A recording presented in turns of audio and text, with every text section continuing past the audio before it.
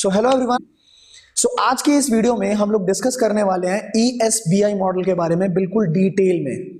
आज से कुछ टाइम पहले मैंने एक वीडियो डाली थी हाउ टू गिव प्रेजेंटेशन, और उस वीडियो में मैंने बिल्कुल डिटेल में डिस्कस किया था कि आप किसी भी प्रोस्पेक्ट के आगे प्रेजेंटेशन का फॉर्मेट क्या होना चाहिए और आप किस तरीके से प्रेजेंटेशन देंगे सो दैट सामने वाला पर्सन बिना ज्वाइन किए उठ ही ना पाए, और वो 100% श्योरिटी हो जाए आपके पास कि जब आप बात करोगे तो सामने वाला बिल्कुल स्पेल बाउंड हो जाएगा और वो आपके साथ ज्वाइनिंग जरूर करेगा। उस वीडियो के अंदर एक छोटा सा जिक्र मैंने किया था ESBI मॉडल के बारे में। तो उसी वीडियो के नीचे कमेंट बॉक्स में बहुत सारे लोगों ने मुझसे ये रिक्वेस्ट करी कि मैं उस ESBI मॉडल के बारे में एक डिटेल्ड वीडियो बनाऊं।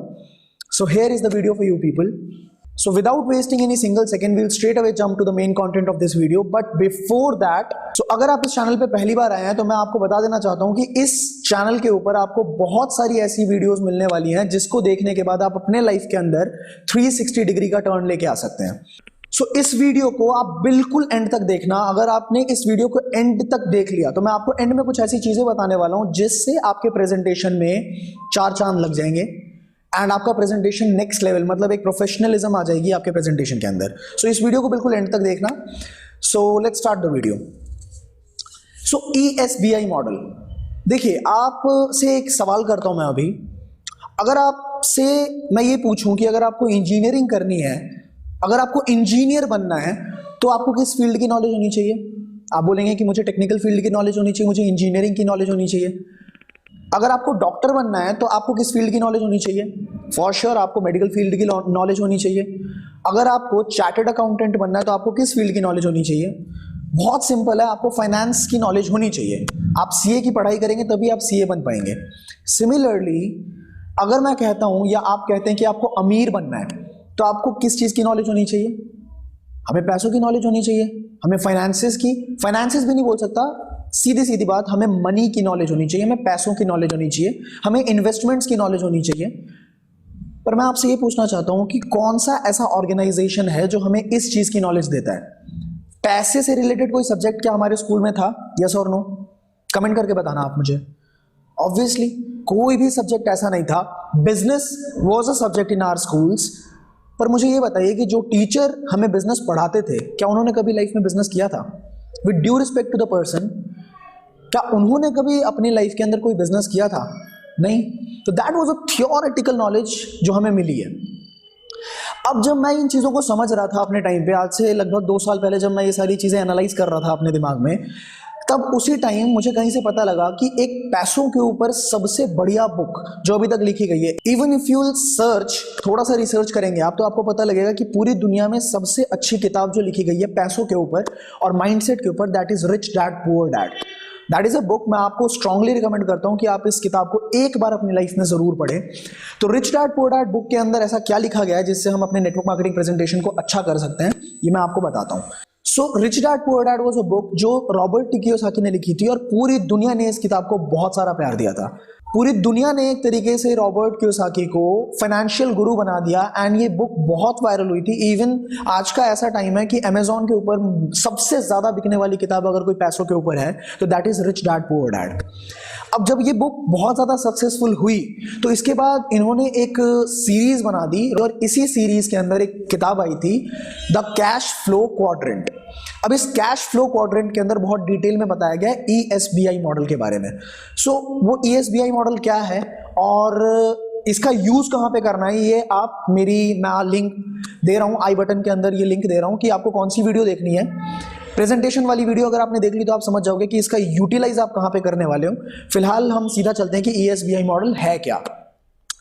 रॉबर्ट कियोसाकी ने इस मॉडल के अंदर समझाया है कि पूरी दुनिया में पैसे कमाने के सिर्फ 4 तरीके हैं। इन 4 कैटेगरीज का नाम है, पहली कैटेगरी इज E कैटेगरी, दूसरी is S category, third one is B category and fourth one is I category. अब एम्प्लॉयमेंट, E फॉर एम्प्लॉयमेंट, इस कैटेगरी के अंदर होता क्या है? बहुत सिंपल है। आपने एक डिग्री ली है, कोई भी डिग्री हो सकती है, वो आप MBA हो या आप BBA हो या आपने BA पास हो या आप कुछ भी, कोई भी एक डिग्री ली है आपने और उसके बाद आपने एक जॉब करनी शुरू कर दी। हो सकता है आप MBBS हैं, आप एक डॉक्टर हैं, उसके बाद या तो गवर्नमेंट हॉस्पिटल के अंदर या आपने प्राइवेट किसी हॉस्पिटल के अंदर आपने जॉब करनी शुरू कर दी। That is what employment. अगर कोई भी ऑर्गेनाइजेशन हमें पैसे देती है तो बदले में वो हमसे चाहती क्या है? वेरी फर्स्ट थिंग वहां पे हमारा टाइम लगता है, हमें पैसे उसी बेसिस पे मिलते हैं कि जितना टाइम हम लगाएंगे उस ऑर्गेनाइजेशन के अंदर उतने हमें पैसे मिलेंगे। अगर हम फुल टाइम लगा रहे हैं हमें फुल टाइम के पैसे मिलेंगे, अगर हम पार्ट टाइम लगा रहे हैं तो हमें पार्ट टाइम के पैसे मिलेंगे, और अगर हम ओवर टाइम कर रहे हैं तो उसके हमें कुछ एक्स्ट्रा पैसे मिलते हैं, राइट। देन हमारे स्किल्स पे डिपेंड करता है कि हम कितने स्किल्ड हैं और उस हिसाब से हमें पेमेंट मिलती है। That is very simple concept of E category. Second category is S category. S category के अंदर क्या होता है कि you do not have any job but you are the मालिक ऑफ योर सेल्फ। आप खुद के बॉस खुद ही हैं। अब आपने नोटिस किया होगा कि काफी सारे प्रोफेशनल्स होते हैं, जैसे let's talk about the doctor. अब एक डॉक्टर अगर किसी हॉस्पिटल के अंदर जॉब करते हैं तो that is E category, but एक डॉक्टर अगर अपनी खुद की क्लिनिक खोल लेते हैं तो that is S category. He is self employed person. All the professionals, अगर आप किसी लॉयर की बात करते हैं he falls into the S category. अगर आप किसी सीए की बात करते हैं वो आईटीआर फाइल करेंगे तो पैसे कमाएंगे, अगर नहीं कर पाएंगे तो पैसे नहीं कमाएंगे। He falls into the S category. Similarly, let's talk about any, you can say, do not take it personally, but you can say all the shopkeepers. जैसे हमारे बहुत लोकेलिटी में बहुत सारे ऐसे लोग होते हैं, अगर आप उनसे पूछेंगे कि आप क्या करते हो, he'll say he is doing business. But let me tell you one thing, they are very confused. Self employed people को यही नहीं पता होता है कि they are not doing the business, that is a self employment category. अगर वो अपनी दुकान पे 10 दिन नहीं जा पाएंगे तो उनके घर में पैसे नहीं आएंगे। अगर इनफैक्ट उन्होंने अपने लिए 10-15 लड़कों को रखा भी है जो उनके बिजनेस को संभालते हैं, still he can not go for a vacation, because जब वो वेकेशन से वापस आएंगे ना, he won't have a business, वो सब बर्बाद हो चुका होगा, राइट। अब let's talk about any rickshaw driver, auto rickshaw driver. अगर वो रिक्शा को ड्राइव करेंगे, चलाएंगे तो पैसे कमाएंगे, अगर वो नहीं चला पाएंगे तो पैसे नहीं कमाएंगे। That is self employment category, ठीक है। मतलब काम किया तो पैसे आए, काम नहीं किया तो पैसे नहीं आए। एम्प्लॉयमेंट में भी यही होता है, अगर हमने काम किया तो पैसे आए, नहीं काम किया तो पैसे नहीं आए। बट दोनों में फर्क सिर्फ इतना है कि एम्प्लॉयमेंट किसी और की जॉब होती है और सेल्फ एम्प्लॉयमेंट अपनी खुद की जॉब होती है। अब let's talk about the business. What is the big business? Business is all about having a system and people are working for yourself. You are sitting idle or you are just making the plans. Execution team करेगी। Execution के लिए आपके पास system है। अब आप जरा सोचिए, जरा दिमाग लगाइए, कभी भी अगर हम रिलायंस फ्रेश में जाते हैं तो क्या हमें अंबानी मिलते हैं वहां पे बैठे हुए हमें सर्व करने के लिए? नहीं, उन्होंने एक सिस्टम बना रखा है, लोग काम कर रहे हैं और अंबानी के पास परसेंटेज जरूर पहुंचेगा। यस और नो? यस। इनफैक्ट अगर हम फेसबुक की बात करें, फेसबुक की मोर देन 1 लाख एम्प्लॉय सिर्फ इंडिया के अंदर होगी। अगर मार्क जुकरबर्ग की तबीयत खराब हो जाती है, 10 दिन वो काम नहीं कर पाते, तो क्या उनके घर में पैसे जाने बंद हो जाएंगे? No, because he has a system, he has a network जो कि काम कर रहा है उनके लिए और उनके घर में पैसे आएंगे। Similarly if you talk about Jio, if you talk about Airtel, आपका नेटवर्क ओके है, भारती मित्तल को पैसा पहुंच रहा है। अगर आपके नेटवर्क में कोई भी प्रॉब्लम आती है तो आप कॉल करके चिल्लाओगे किस पे? आप एम्प्लॉय पे चिल्लाओगे। तो दैट इज द बिजनेस, कि बिजनेस के अंदर लोग बहुत सारे होते हैं, लोग काम कर रहे होते हैं और बिजनेस वाले को पैसा मिल रहा होता है। तो सेल्फ एम्प्लॉयमेंट और बिजनेस के अंदर आई होप कि आपको फर्क समझ आ गया होगा। अब चौथी कैटेगरी जो है उसके बारे में रॉबर्ट कियोसाकी कहते हैं कि that is the best category, कि आप पैसा लगाएंगे और आप पैसे कमाएंगे। अगर आपके पास 1 करोड़ रुपए हैं, वेल एंड गुड, आप 1 करोड़ रुपए को सीधा सीधा इन्वेस्ट कर दीजिए। आप अगर बहुत सेफ चलना चाहते हैं तो आप एफडी करा लीजिए ना, वहां पे भी 6% के हिसाब से सालाना आपको इनकम मिलेगी, तो वो भी आप कैलकुलेट कर सकते हैं कितना होता है, राइट। अगर आपको थोड़ा सा रिस्क लेना है तो आप स्कूल खोल लो, आप कॉलेज खोल लो, आप यूनिवर्सिटी खोल लो, आप हॉस्पिटल खोल लो, आपका पैसा आपके लिए पैसा बनाता है। इन्वेस्टमेंट कैटेगरी के बारे में एक चीज बोली जाती है कि money works for you and all the rich people make their money work for themselves. अब जब मुझे ये चीजें समझ आई कि E category, S category, B category और आई कैटेगरी के अंदर फर्क क्या होता है, और इसके बाद मुझे एक ना बहुत अमेजिंग बात पता लगी, मतलब ऐसी बात पता लगी जिससे मेरा पूरा दिमाग ही फिर गया। अब मैं वही बात आपके साथ शेयर करने वाला हूं और वही सेम बात आपको अपने प्रोस्पेक्ट्स के साथ शेयर करनी है। देखो, ई, एस, बी, आई कैटेगरी में फर्क ये है कि दुनिया का 90% पॉपुलेशन ई और एस कैटेगरी में फॉल करता है। 100%। अगर आप मेरी बात से सहमत हैं तो नीचे कमेंट करके जरूर बताइएगा कि दुनिया का 90% पॉपुलेशन ई और एस कैटेगरी में फॉल करता है और सिर्फ 10% पॉपुलेशन बी और आई कैटेगरी में फॉल करता है। But the problem, but the tragedy with this world is कि दुनिया का 90% पैसा, दुनिया का 90% वेल्थ वो बी और आई कैटेगरी में है, और सिर्फ 10% पैसे के लिए लाइफ टाइम ई और एस कैटेगरी वाले लोग फाइट करते रहते हैं। अब ये फर्क इतना बड़ा जो गैप है, ये गैप आया कैसे? इनफैक्ट अगर आप नोटिस करोगे ना, तो इसने परेतो प्रिंसिपल, जो हम लोग बहुत ज्यादा पढ़ते हैं कि परेतो प्रिंसिपल के बारे में, आई होप कि आप लोगों को परेतो प्रिंसिपल के बारे में पता होगा। अगर नहीं पता है, कुछ वीडियोस आप इसके बारे में देखिए। सो परेतो प्रिंसिपल को भी इस रेशो ने फेल कर दिया है। अब इतना बड़ा गैप आया कैसे? अब इस चीज को समझना। आप देखो, इस कंसेप्ट को बोलते हैं टाइम लीवरेज। टाइम लीवरेज के कंसेप्ट को थोड़ा सा ध्यान से समझिएगा आप। एक एम्प्लॉय अगर दिन में 8 घंटे की मेहनत करता है, उसके पास लिमिट है कि वो दिन में अपने सिर्फ 8 घंटे किसी ऑर्गेनाइजेशन को बेच सकता है। 8 घंटे से ज्यादा मैक्सिमम अगर लगा लो आप 12 घंटे का काम कर लेगा, लेकिन 12 घंटे से ज्यादा उसका शरीर भी अलाउ नहीं करेगा। बट उस ऑर्गेनाइजेशन के पास कोई लिमिट नहीं है टाइम को खरीदने की। देखो, एक इंडिविजुअल के पास तो लिमिट है कि वो 8 घंटे ही बेच सकता है या 12 घंटे बेच सकता है, बट ऑर्गेनाइजेशन चाहे तो 100 इंडिविजुअल्स का या 1000 इंडिविजुअल्स के 8-8 घंटे खरीद सकता है। तो इस हिसाब से एक ऑर्गेनाइजेशन का मालिक, अगर मान लो उसने 1000 लोगों के 8-8 घंटे खरीद लिए, तो वो 8000 घंटे वो मालिक काम कर रहा है। भले ही वो केबिन में बैठा हुआ है, कुछ भी नहीं कर रहा, लेकिन उसकी ऑर्गेनाइजेशन 8000 घंटे काम कर रही है सिर्फ 24 घंटे के अंदर। इसी हिसाब से जिन ऑर्गेनाइजेशंस के लाखों एम्प्लॉयज हैं, हर किसी से 8-8 घंटे काम करवाए जाते हैं, तो वो 8 लाख घंटे काम कर रही है ऑर्गेनाइजेशन सिर्फ 24 घंटे में। आप समझ रहे हैं कितना बड़ा गैप है? और सिमिलरली, जो जितना टाइम काम करेगा वो उतना पैसा कमाएगा। अगर एक इंडिविजुअल 8 घंटे काम करेगा तो 8 घंटे का पैसा कमाएगा।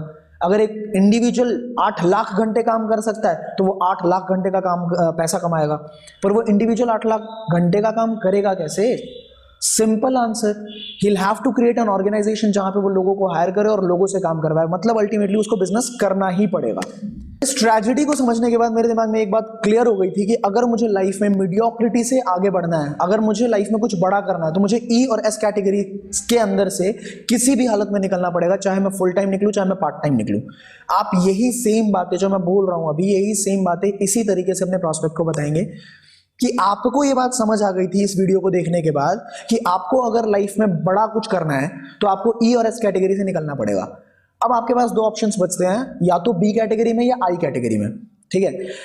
अब बिजनेसेस के अंदर सबसे पहली चीज क्या है जो हमें बिजनेस करने से रोकती है? That is simple, that is investment. अगर आप एक बिजनेस करते हो, जैसे कि मेरी एक अपनी खुद की, तो पहले लाखों रुपए की इन्वेस्टमेंट लगी है, तब जाके लाखों के प्रॉफिट्स आ रहे हैं। तो अगर आप भी कोई बिजनेस करना शुरू करते हो तो वहां पे आपको पहले लाखों रुपए लगाने पड़ेंगे, तब जाके कहीं चांसेस हैं कि लाखों रुपए आएंगे। वो भी श्योरिटी नहीं है। आज मार्केट की हालत बहुत ज्यादा खराब है, आपको पता ही है मार्केट में कितना कंपटीशन है, और 10 लाख लगाने के बाद, 20 लाख लगाने के बाद भी लोग गिर रहे हैं मार्केट के अंदर। सो पहली चीज तो जो हमें चाहिए वो हमें चाहिए इन्वेस्टमेंट। सेकेंडली जो हमें चाहिए वो हमें चाहिए एक्सपीरियंस। अगर एक्सपीरियंस नहीं होगा हमारे पास तो 50 लाख लगाने के बाद भी लोग डूब जाते हैं। थर्डली जो चीज हमें चाहिए वो चाहिए हमें एक टीम जो हमारे साथ काम कर पाए, जिसपे आपको ट्रस्ट हो पाए। चौथी जो चीज चाहिए, इनफैक्ट चौथी चीज जो मैं बता रहा हूँ वो शायद सबसे पहली चीज है, अगर वो नहीं है तो फिर आगे कुछ कर ही नहीं सकते। That is a very strong idea. अगर आपके पास आइडिया नहीं है तो चाहे इन्वेस्टमेंट हो, चाहे टीम हो, चाहे मैन पावर हो, चाहे एक्सपीरियंस हो, अगर आपके पास एक स्ट्रॉन्ग आइडिया नहीं है तो आपका बिजनेस फेल हो जाएगा, क्योंकि मार्केट में हर आइडिया पे आज काम हो रहा है। और इन 4 चीजों के होने के बावजूद, मान लो आपके पास एक्सपीरियंस भी है, आपके पास पैसे भी हैं, आपके पास टीम भी है, मैन पावर भी है, और आपके पास एक बहुत तगड़ा आइडिया भी है, फिर भी मार्केट में रिस्क तो है ना। रिस्क तो है ही है मार्केट के अंदर, चलेगा कि नहीं चलेगा हमें क्या पता। तो यहां तक आप अगर अपने प्रॉस्पेक्ट को ले आए कि हमें बिजनेस करना भी है और बिजनेस में ये सारी 4 चीजें चाहिए, और फिर भी श्योरिटी नहीं है कि हम सक्सेसफुल होंगे या नहीं होंगे, अब आप यहाँ पे अपने नेटवर्क मार्केटिंग कंसेप्ट को शेयर कर सकते हैं। यहाँ पे सीधा सीधा आप बता सकते हैं कि बिजनेस के अंदर जिस तरीके से एक इंसान को ओनर की तरह बिठाया जाता है, जहां पे वो लाखों रुपए लगाने के बाद उसके बाद वो हायर कर सकता है लोगों को, और लोग उसके लिए काम करेंगे और उसको भी पैसे आएंगे। सेम मौका नेटवर्क मार्केटिंग भी देती है, और रिस्क बिल्कुल जीरो होता है क्योंकि कंपनी ऑलरेडी वेल स्टैब्लिश्ड होती है। यहाँ पे आप फ्रेंचाइजी मॉडल के बारे में भी थोड़ा शेयर कर सकते हो कि फ्रेंचाइजी के अंदर क्या होता है कि किसी भी कंपनी को आप 2 करोड़ 3 करोड़ रुपए दो, वो कंपनी अपना नाम आपको दे देगी, और इससे क्या होगा, रिस्क बिल्कुल जीरो। मान लो मैकडी को आपने 2 करोड़ रुपए दिए, मैकडी ने आपको अपना नाम दे दिया। अब क्या होगा, जिस दिन आपकी शटर खुलेगी उस दिन आपके पास हजारों लोग अपने आप आएंगे, उसकी कोई टेंशन ही नहीं है, मतलब एक महीने में हजारों लोग आपके पास आएंगे और खाएंगे, क्योंकि McD is a well established brand. Brand का नाम देखने के बाद ही लोग अपने आप ही जाना शुरू कर देंगे, वहां पे रिस्क वाली कोई बात ही नहीं है। तो सिमिलरली नेटवर्क मार्केटिंग में क्या होता है कि एक वेल स्टैब्लिश्ड कंपनी का बैकग्राउंड हम लोग चेक करते हैं, और अगर हमें बैकग्राउंड पसंद आता है तो हमने अगर उसकी फ्रेंचाइजी लेनी है, अगर वो ट्रेडिशनल मार्केट के अंदर वो बिजनेस होता, तो अगर हम फ्रेंचाइजी लेते तो वैसे भी करोड़ों रुपए देते। सेम उसी तरह की फ्रेंचाइजी मिलती है, बट उसकी कॉस्टिंग बहुत मिनिमम होती है। जो भी आपकी कंपनी का XYZ कॉस्टिंग है, जॉइनिंग अमाउंट है, वो आप वहां पे बता सकते हैं, और उसके बाद आप नेटवर्क मार्केटिंग के कंसेप्ट को स्ट्रेट अवे शेयर कर सकते हैं। अपनी कंपनी का नाम बता सकते हैं, प्रोफाइल बता सकते हैं, ठीक है, प्रोडक्ट्स बता सकते हैं, और उसके बाद आप क्लोजिंग की तरफ लेके जा सकते हैं। So that was the whole concept of ESBI model. अब एक चीज को आप बिल्कुल एंड में ध्यान रखें कि ESBI मॉडल पे अगेन आप स्केयर अवेयर शेयर का फॉर्मूला, आप ESBI मॉडल बताते टाइम पे एक चीज जरूर ध्यान रखेंगे कि आपको इंसान को पहले स्केयर करना है, आपको बताना है, ये बताते बताते आपको ये चीज जरूर बतानी है कि आज मार्केट के सिचुएशंस क्या हैं। स्केयर करने का मतलब मैं ये नहीं बोल रहा कि आपको जबरदस्ती डराना है, आपको सिर्फ उसको मार्केट के सिचुएशन को याद दिलाना है, क्योंकि पता सबको होता है लेकिन कॉन्शियसली वो सोचते नहीं है। तो आपको सिर्फ उसको याद दिलाना है कि मार्केट के हालात क्या चल रहे हैं, एम्प्लॉयमेंट में मार्केट के हालात क्या चल रहे हैं, सेल्फ एम्प्लॉयमेंट में मार्केट के हालात बिजनेस में भी बहुत अच्छे नहीं है, इसीलिए बहुत डायरेक्ट सेलिंग का जो स्कोप देखा जा रहा है वो बहुत ज्यादा है अभी, ठीक है। एंड इन्वेस्टमेंट कैटेगरी के अंदर भी आपको पता ही है, शेयर मार्केट भी डूब रहे हैं और बड़ी बड़ी कंपनीज भी डूब रही हैं। तो यहाँ पे आप स्केयर अवेयर शेयर का फॉर्मूला इस्तेमाल करेंगे और आपको 100% सक्सेस रिजल्ट्स यहाँ पे मिलेंगे। सो आप मुझे कमेंट करके ज़रूर बताइएगा अगर आपको ये फॉर्मूलाज यूज़ करके फ़ायदा होता है, आपकी जॉइनिंग्स बढ़ती हैं, आपको पैसे मिलते हैं, तो मुझे बहुत खुशी होगी। आप मुझे कमेंट करके ज़रूर बताइएगा। एंड अगर आपको ये वीडियो पसंद आई है तो आपको पता है क्या करना है, सीधा सीधा आप लाइक बटन को हिट करेंगे। आप इस वीडियो को इतने ज़्यादा लोगों तक पहुंचाओ, जिसकी आप केयर करते हो, जितने लोग आपकी टीम में हैं, सब तक ये वीडियोस पहुंचाओ, सो दैट आपकी गैर मौजूदगी में भी वो इन वीडियोस को देख के या डिजिटली सीख के बहुत एक्टिव हो पाए और बहुत ज़्यादा प्रोडक्टिविटी आपकी टीम में आ पाए। Thank you so much.